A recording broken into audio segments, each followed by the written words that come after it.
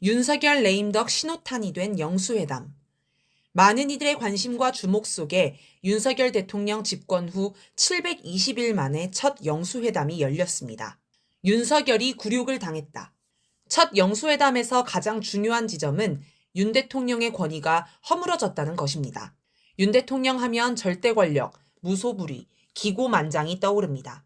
대선 시기 기차에 앉아 맞은편 의자에 구둣발을 올려놓은 모습에서 바이든을 날리면이라고 우기는 모습에서 정권을 찬양하지 않는 방송사를 억압하는 모습에서 여당인 국힘당을 쥐락펴락하는 모습에서 화물연대와 건설노조 탄압 광풍을 일으키는 모습에서 쓴소리하는 국민을 입틀막하는 모습에서 그 밖의 여러 모습에서 이를 확인할 수 있습니다. 특히 검찰을 앞세워 제1야당 대표를 어떻게든 구속하려고 하면서 피의자라는 이유로 안 만나는 모습은 야당이고 민심이고 다 필요 없고 대화와 협치도 고려 대상이 아니라는 선언이나 마찬가지였습니다. 그런데 결국 총선이 끝나고 영수회담을 했습니다. 만남 자체로 윤 대통령의 절대 권력, 무소불위, 기고만장이 꺾인 것으로 볼 수 있습니다. 회담 자체가 윤 대통령에게는 굴욕이었습니다. 신동욱 국힘당 서울 서초월 당선인은 영수회담을 두고 선거 끝난 직후의 강화도 조약 같은 분위기였다라고 평가했습니다. 강화도 조약은 운요 사건을 계기로 1876년 조선과 일제 사이에 체결된 불평등 조약입니다. 신 당선인은 조선이 일제의 공격에 패배한 뒤 굴욕적인 조약을 체결한 것처럼 총선에서 국힘당이 민주당에 참패한 뒤 굴욕적인 영수회담을 한 것이라는 말을 하고 싶었나 봅니다. 회담 자체도 굴욕이었지만 회담의 내용 역시 윤 대통령의 굴욕으로 가득했습니다.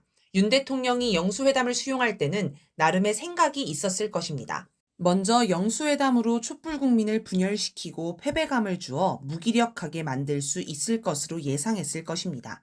또 영수회담을 하더라도 이 대표를 입틀막하면 될 것으로 생각했을 것입니다.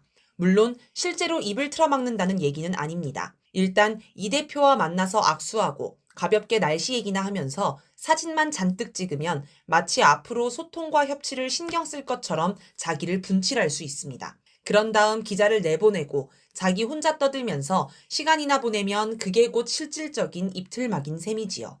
그런데 막상 영수회담을 합의하고 추진하자 촛불 국민이 이 대표를 압박하기 시작했습니다. 촛불행동은 13일 민주당 중앙당사 앞에서 기자회견을 열고 이재명 대표가 영수회담 의사를 밝히고 대화와 타협을 언급한 것은 매우 잘못된 것이라고 비판했습니다. 또 20일과 27일에 서울에서 열린 윤석열 퇴진, 김건희 특검 촛불대행진에서도 발언자들이 영수회담 추진을 비판하며 틈을 주면 살아난다, 쉬지 말고 몰아치자라고 주장했습니다. 국민주권당은 27일 영수회담을 전망하면서 이 대표가 고구마 행보를 할 가능성이 높다라고 분석하며 촛불을 들고 민주당을 압박, 견인해야 한다고 주장했습니다. 또 서울 촛불행동은 협치를 강조하며 윤 대통령을 배려하자고 주장한 정성호 민주당 의원을 비판하는 기자회견과 1인 시위를 진행했습니다. 이처럼 촛불국민은 민주당 내에서 윤 대통령과 타협하려는 움직임에 쐐기를 받고 강하게 비판하며 압박했습니다. 아마도 이 대표는 촛불국민의 요구를 진지하게 받아들인 것으로 보입니다. 회담 후 대통령실 관계자에 따르면 원래 실무협의에서는 윤 대통령과 이 대표 순으로 모두 발언을 아주 짧게 하기로 합의했다고 합니다. 그런데 윤 대통령은 아예 모두 발언 준비를 안 했지만 이 대표는 15분 분량의 모두 발언을 준비했습니다. 내용도 대체로 촛불국민의 요구에 부합하는 것이었습니다. 첫 만남이라는 핑계로 가벼운 덕담만 하고 넘어갈 수도 있었겠지만 이 대표는 언론 탄압과 독재화, 전쟁 위기, 거부권 남발 등의 문제점을 지적하고 특검법 수용, 가족 문제 관련 의혹 정리 등을 요구하였습니다. 모두 윤 대통령이 발끈할 만한 쓴소리였습니다. 이 대표의 현장 순발력, 돌파력도 크게 작용했습니다. 윤 대통령과 이 대표가 가벼운 인사를 나누자 대통령실에서 곧바로 기자들을 퇴장시키려 하였습니다.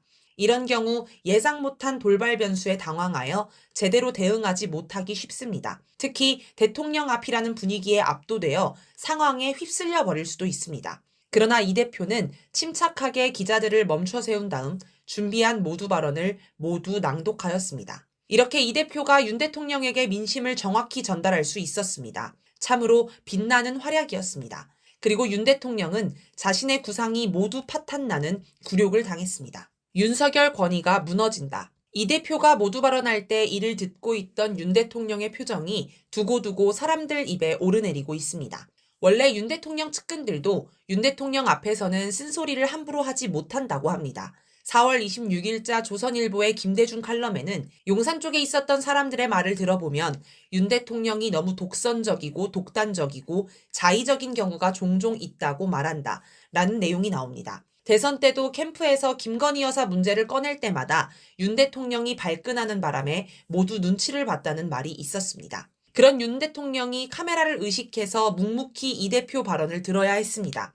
화를 참느라 아예 딴 생각하며 멍하니 있는 듯한 표정이었다는 분석도 있습니다. 아무튼 윤 대통령이 모두의 앞에서 크게 망신당했습니다. 평소에 주변 사람들에게 난폭한 권위를 앞세우던 사람이 아무 대꾸도 못하고 꾸지람을 듣는 망신을 당하면 본인부터 권위가 심각하게 훼손됐다고 느낍니다. 또 평소 윤 대통령의 권위에 눌려 눈치만 보며 찍소리 못하던 사람들도 아마 속으로 통쾌하게 여겼을지 모를 일입니다. 이렇게 영수회담이 윤 대통령의 권위를 급격히 떨어뜨리고 앞으로 정권의 힘을 약하게 하는 효과를 낼 것으로 보입니다.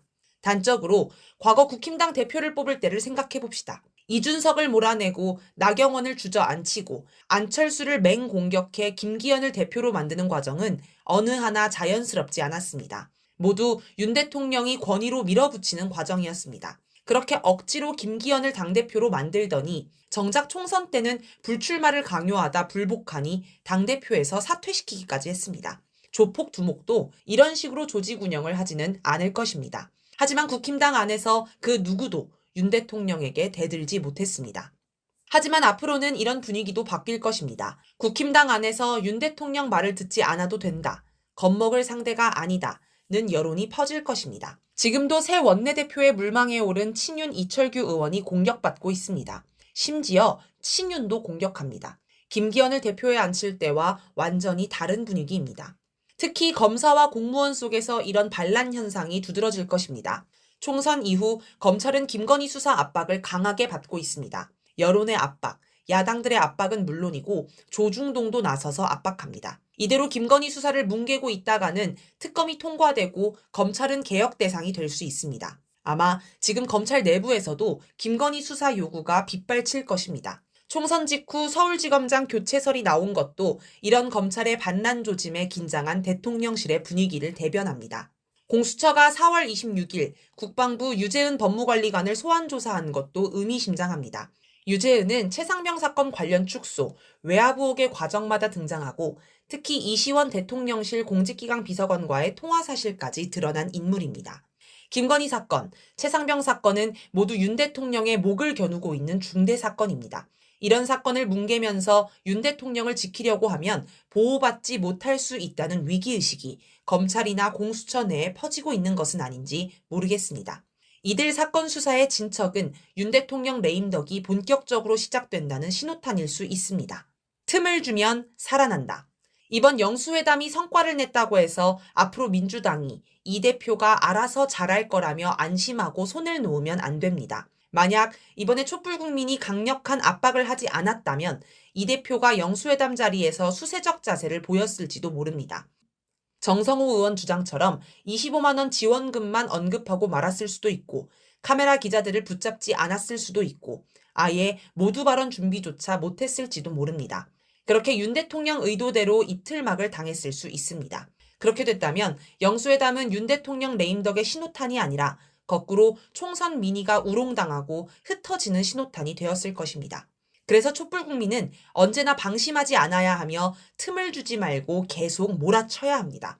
중단 없이 윤석열 탄핵, 김건희 특검에 집중해야 하며 야당을 압박, 견인해야 합니다. 이것이 바로 주권자가 할 일이며 진짜 민주주의 작동 원리 아닐까 싶습니다.